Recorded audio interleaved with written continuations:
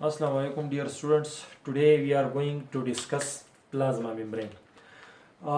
हम आज से सीरीज ऑफ वीडियो लेक्चर में प्लाज्मा मेम्ब्रेन की स्ट्रक्चर पर जो डिफरेंट मॉडल अभी तक आए हैं वो मॉडल और अब जो मॉडर्न और मोस्ट एक्सेप्टेबल मॉडल है उस मॉडल को डिस्कस करेंगे। साथ ही साथ इसका टिपिकल स्ट्रक्चर भी डिस्कस करेंगे, इनकी फंक्शन भी डिस्कस करेंगे। तो ये एक या दो वीडियो का काम नहीं है और ये सीरीज ऑफ वीडियोस होंगी प्लाज्मा मेम्ब्रेन पर, क्योंकि सेल बायोलॉजी में ये द मोस्ट इम्पॉर्टेंट टॉपिक है दोनों पॉइंट ऑफ व्यू से।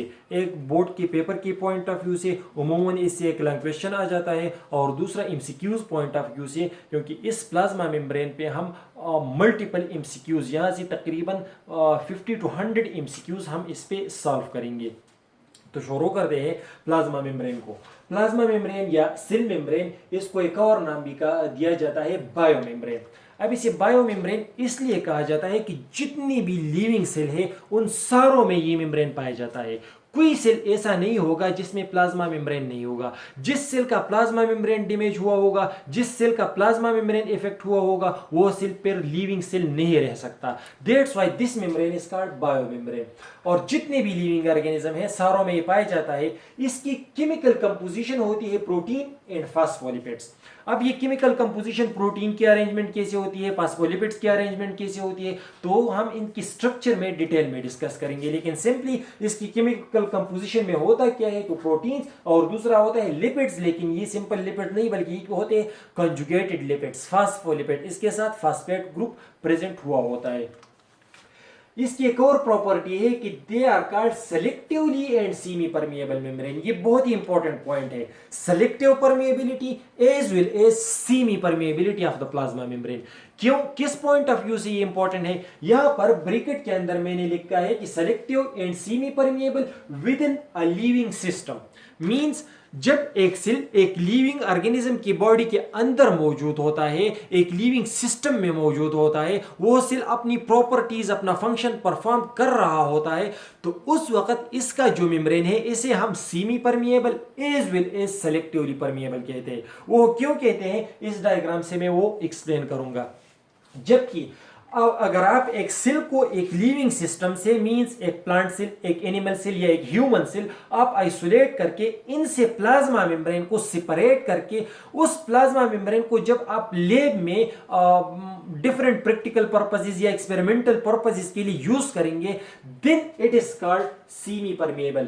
You cannot say selectively permeable in that condition when you isolate a cell from a living system and then isolate a plasma membrane or cell membrane from that cell and use that plasma or cell membrane in a lab for a practical purpose या other experimental purposes. Then you can call them semi permeable membrane, cannot call selectively permeable. Selectively permeable आप इन्हें तब कहेंगे जब एक cell living system के अंदर होगा, लिविंग ऑर्गेनिज्म के अंदर होगा और वो अपना फंक्शन परफॉर्म कर रहा होगा। अब कैसे, तो इस डायग्राम को देखिए, ये एक सेल मेम्ब्रेन, सिंपली मैंने एक लेयर ड्रा किया हुआ है और इसमें ये जो स्मॉल स्मॉल आपको दिखाई दे रहे हैं ये small pores, these are small pores. और प्लाज्मा मेम्ब्रेन में स्मॉल पोर्स भी होते हैं, लार्ज पोर्स भी होते हैं, वो स्ट्रक्चर में डिस्कस करेंगे। लेकिन सिर्फ यहां पर मैं आपको ये क्लियर करना चाह रहा हूं कि सेलेक्टिवली परमिएबिलिटी कैसे कहते हैं और सीमी परमिएबिलिटी कैसे कहते हैं।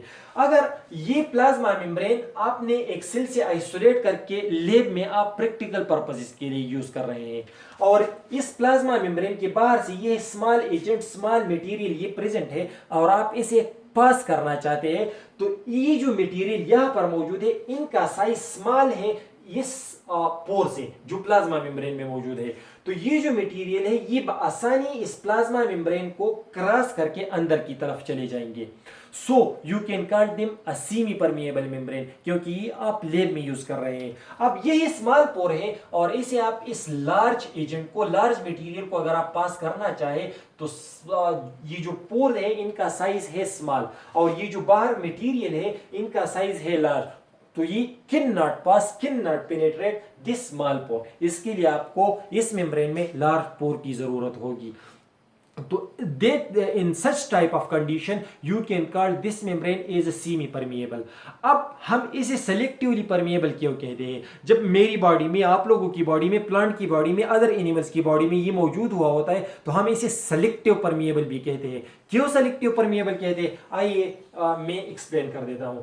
ये है small agent, very small material, और ये है स्मॉल पोर। अब ये मटेरियल इस स्मॉल पोर को आसानी क्रॉस कर सकता है, लेकिन अगर इस सेल को ये जो बाहर का स्मॉल एजेंट है इसकी जरूरत नहीं है, ये सेल को रिक्वायर्ड नहीं है, तो ये जो स्मॉल एजेंट जो स्मॉल पोर को आसानी क्रॉस कर सकता है, तो क्या करता है ये प्लाज्मा मेम्ब्रेन? ये इसे प्रिवेंट करता है कि इसको सेल को इसकी जरूरत नहीं है। That's why it is called selectively permeable membrane, क्योंकि ये सिलेक्शन करता है सब्सटेंसेस की कि किस चीज को जरूरत है तो इसे अलाउ कर देता है, और जिस चीज को जरूरत न हो तो उसे प्रिवेंट करता है। That's why it is called selectively permeable. तो आप सेलेक्टिवली परमिएबल तब कहेंगे जब ये एक लिविंग सिस्टम के अंदर होगा, जब आप इसको आइसोलेट करेंगे तो then we can call them semi permeable membrane. तो ये था सेलेक्टिवली और सेमी परमिएबल मेम्ब्रेन का कंसेप्ट। अब इनकी प्रॉपर्टीज क्या है प्लाज्मा मेम्ब्रेन की? तो इनकी प्रॉपर्टीज में ये है कि ये सेलेक्टिवली परमिएबल है। अब सेलेक्टिवली परमिएबिलिटी क्या है कि कुछ चीजें ऐसी होती है जो कि वाटर सॉल्युबल होती है, तो वाटर सॉल्युबल सब्सटेंसेस को सेल के अंदर ले जाने के लिए इनमें स्पेसिफिक चैनल्स होते हैं, वो भी हम स्ट्रक्चर में डिस्कस करेंगे। कुछ चीजें ऐसी होती है जो लिपिड्स या फैट सॉल्युबल होती है, तो उसके लिए इसमें स्पेसिफिक और पाथवे होता है, तो इसके जरिए ये उस पाथवे के जरिए सेल के अंदर चले जाते हैं। तो that's why it is called selectively permeable. एक और प्रॉपर्टी, इट शोज वेरिएशन। इनमें जो प्रोटीन, मैंने यहां पर आपको बताया कि केमिकल कंपोजिशन इसकी है प्रोटीन और फास्फोलिपिड्स। ये जो प्रोटीन और फास्फोलिपिड्स है तो इसकी नंबर में वेरिएशन आ जाती है। कंसिस्टेंटली हम स्ट्रक्चर में डिस्कस करेंगे कि ये स्टैटिक स्ट्रक्चर नहीं होता। इनमें जो प्रोटीन और फास्फोलिपिड्स का नंबर है ये कांस्टेंट नहीं होता, बल्कि ये क्या होता है, ये वेरी करता है, इनमें वेरिएशन आ जाती है। तो ये इनकी और प्रॉपर्टी है।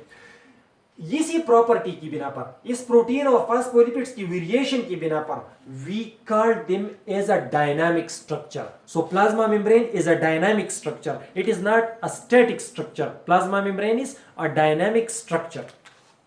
और प्रॉपर्टी, इसमें लिपिड्स की जो कंपोजिशन होती है वो होती है 20 to 40%, और प्रोटीन्स होती है 60 to 80%। ये भी हम स्ट्रक्चर में बहुत डिटेल में डिस्कस करेंगे। यहां पर एक छोटा सा पॉइंट आप लोगों के लिए होमवर्क कि how can we use plasma membrane as a semi permeable membrane. आप कैसे एक प्लाज्मा मेम्ब्रेन को आइसोलेट करके एक सेमी परमिएबल मेम्ब्रेन के तौर पर यूज कर सकते हैं? तो इसके लिए बहुत ही सिंपल सा एक्सपेरिमेंट है कि आप एक एग को ले ले और उस एग को HCl में डाल ले, ये हाइड्रोक्लोरिक एसिड, उसकी जो लिक्विड फॉर्म में मार्केट में अवेलेबल होते हैं उसमें डाल दे, तो उस एग के जो सराउंडेड कैल्शियम का रिच शेल होता है तो वो कैल्शियम उस HCl के साथ रिएक्ट कर देता है, और उसके अंदर जो थिन सा मेम्ब्रेन रह जाता है उस मेम्ब्रेन को फिर हम कहते हैं प्लाज्मा मेम्ब्रेन या सेल मेम्ब्रेन, जिसे आप आइसोलेट करके लैब में यूज कर सकते हैं।